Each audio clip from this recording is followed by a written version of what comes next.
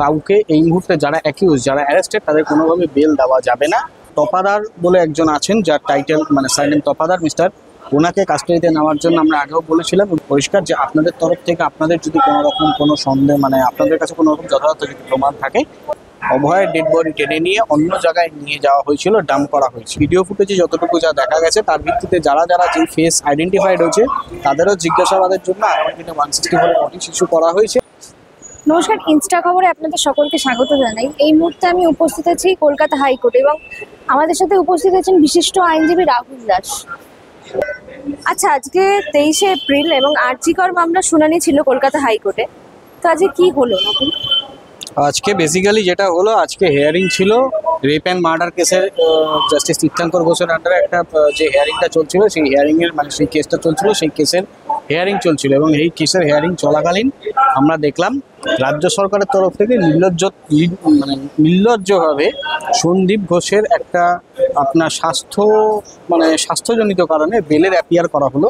যেটা আমরা বললাম যে এই মুহূর্তে সন্দীপ ঘোষ কেন কাউকে এই মুহূর্তে যারা অ্যাকিউজ, যারা অ্যারেস্টেড, তাদের কোনোভাবে বেল দেওয়া যাবে না। দ্যাটস ওয়াই বেলটা রিজেক্ট হয় এবং তদন্তের স্বার্থে ডাক্তার শরীফ হাসান, যিনি আরজিকরে আছেন কর্মরত এবং শাসক দলের ঘনিষ্ঠ, তিনি এবং তপাদার বলে একজন আছেন, যার টাইটেল মানে সাইলেন্ট তপাদার মিস্টার, ওনাকে কাস্টাডিতে নেওয়ার জন্য আমরা আগেও বলেছিলাম এবং নোটিশও করেছিলাম। সেক্ষেত্রে সেই জায়গায় দাঁড়িয়ে রাজ্য সরকারের আইনজীবীর তরফ থেকে একটা বাধা দেখা দিচ্ছিল। তো সেইখানে আমাদের জাস্টিস তীর্থঙ্কর ঘোষ পরিষ্কার বললেন যে আপনাদের কাছে যথাযথ যদি প্রমাণ থাকে এবং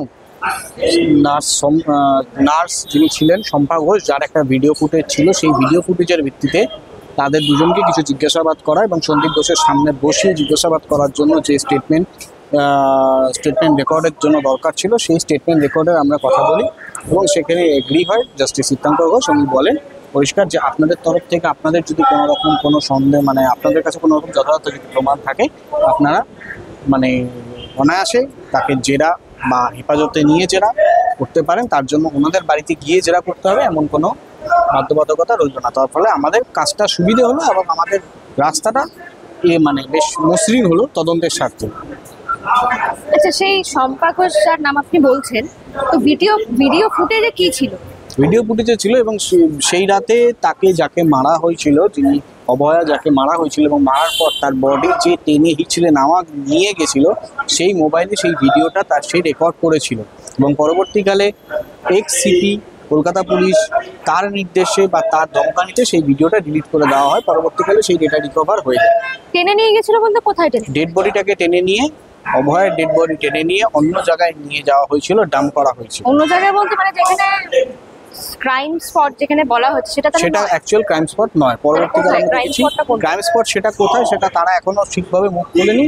এক এক রকম কথা বেরিয়ে আসছে, এক এক সময় কথা বেরিয়ে আসছে, যার ফলে আমাদের সেক্ষেত্রে অ্যাকচুয়াল যে ক্রাইম স্পট সেটা বুঝতে অসুবিধা হচ্ছে এই মুহূর্তে দাঁড়িয়ে। আচ্ছা, এই যে ভিডিওটার কথা আপনি বলছেন, এই ভিডিওটা কারা এরকম নিয়ে যাচ্ছিল টেনে সেটা তো মুখ দেখা যাচ্ছে। সেই ভিডিওটা যেহেতু জনসমক্ষে নেই, আমি জনসমক্ষে পাবলিক ডোমেইনে এই মুহূর্তে আনা হয়নি এবং ভিডিও ফুটেজ সেটা আমরা টোটালটাই কোর্টের অন রেকর্ড স্টেটমেন্ট দেওয়া হয়েছে এবং সেই ভিডিও ফুটেজে যতটুকু যা দেখা গেছে তার ভিত্তিতে যারা যারা যে ফেস আইডেন্টিফাইড হয়েছে তাদেরও জিজ্ঞাসাবাদের জন্য আগামী দিনে 164 নোটিশ ইস্যু করা হয়েছে। আজকে নোটিশ ইস্যু করা হয়েছে এবং তাদের আগামী দিনে জিজ্ঞাসাবাদের সম্মুখীন এবং কেন্দ্রীয় গোয়েন্দাগারী সংস্থার সম্মুখীন মানে জেরার মুখে তাদেরকে আসতে হবে। আচ্ছা, এই যে যারা বলছেন যে তাদের আইডেন্টিফাই করা গেছে, তারা কি মানে ডাক্তার, জুনিয়র চেস্ট মেডিসিনের প্রত্যেকে চেস্ট মেডিসিনের জুনিয়র এবং সিনিয়র পিজি যারা ওই রাতে সেই দিন ওখানে ছিলেন। তাদের কবে ধরবে? দেখুন, আমাদের তরফ থেকে নোটিশ দেওয়া হয়েছে, এবার নোটিশের পর তারা রিপ্লাই দিক এবং তার ভিত্তিতে আমাদের যা করণীয় কর্মসূচি আমাদের যা টিম করবে সেটা আমাদের পরবর্তীকালে প্রত্যেকটা কোর্টে অন রেকর্ড স্টেটমেন্ট এবং স্ট্যাটাস রিপোর্ট তো আমাদের দিতেই হবে এবং তার ভিত্তিতে আমরা প্রসিডিওর এগোব। আচ্ছা, আজ তো 23শে এপ্রিল এবং আজ অভয়ের বাবা মা উপস্থিত হয়েছেন। অবশ্যই। তাদের কি বক্তব্য ছিল? তাদের তরফ থেকে কোনো বক্তব্য ছিল না, তারা এসেছিলেন। তাদের প্রতিক্রিয়া কোর্টে বা রুমেও ভেতরেও আমরা দেখতে পাই। আপনারা শুনে নিলেন বিশিষ্ট আইনজীবী রাহুল দাসের বক্তব্য। এই বক্তব্য যদি ভালো লাগে আপনারা কমেন্ট সেকশনে নিজেদের মতামত জানাতে ভুলবেন না।